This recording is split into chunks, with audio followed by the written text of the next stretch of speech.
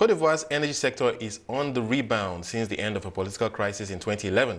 The gradual normalization of the business environment is fueling growth in the energy sector, with EcoBank research indicating that growth could rise to about 7% in 2013 on the back of a 6.2% GDP growth also forecast for this year. To get more insight into the downstream sector in West Africa, I'm now joined by Rolake Akinkugbe. She's the head of oil and gas and energy research at EcoBank. Thank you so much, Rolake, for joining us. I think it will be fair to say that Cote d'Ivoire is some kind of underrated oil sector in West Africa. Of course, it's the 9th largest producer on the continent with 35,000 barrels per day. But of course, when you consider its production in the downstream space and oil products in particular, it seems like it could be described as a big player.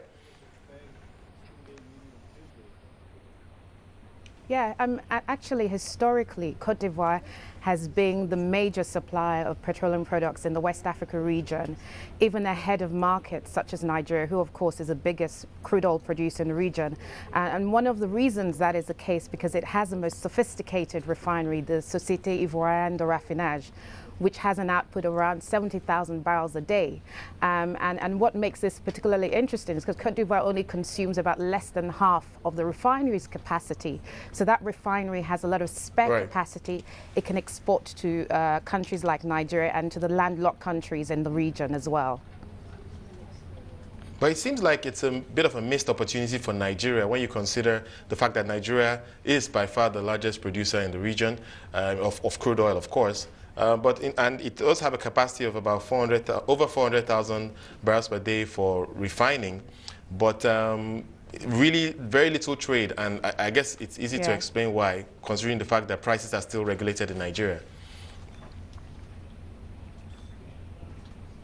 Well, prices are now partially regulated in Nigeria, and one of the interesting trends that we're seeing as a result of that is that Nigerian petroleum pump prices are actually the lowest in the region. So there is a lot of illegal trade flows of petroleum products going outside of Nigeria.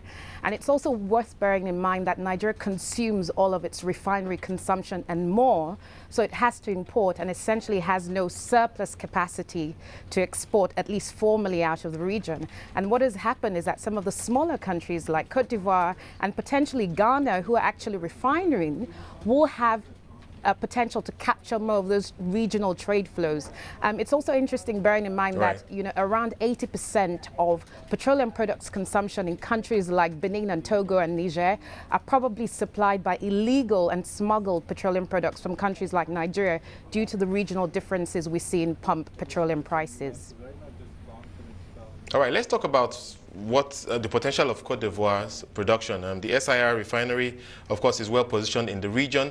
Talk to us about the potential for that refinery to supply the rest of Francophone West Africa.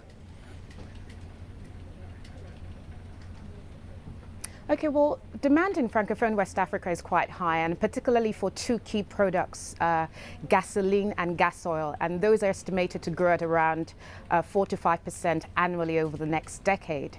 One of the great things that the Ivorian refinery has going for it, it has hydrocracking facilities, and that essentially means it can convert low-value products to high-value products, which are in high demand across the region. So you have markets like Senegal, like Mali, like Burkina Faso, Liberia and Sierra Leone, who have a great deal of demand for those products, which C actually produces.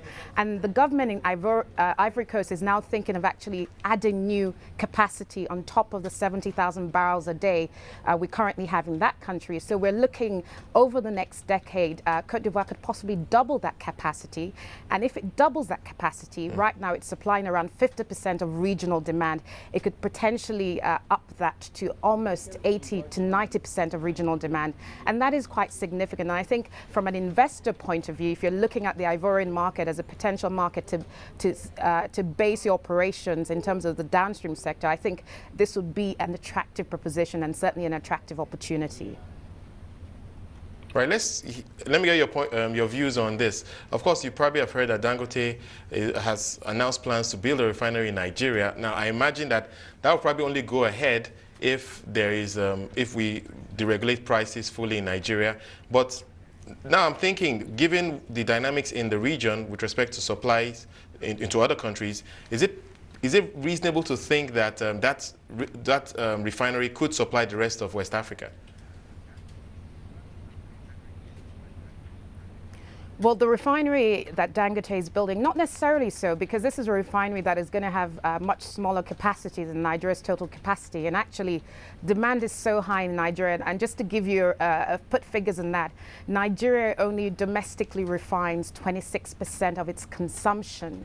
So even that, when that Dangote refinery comes on stream, it will probably refine another 20 to 30% of Nigeria's consumption, which means Nigeria will still be importing refined products.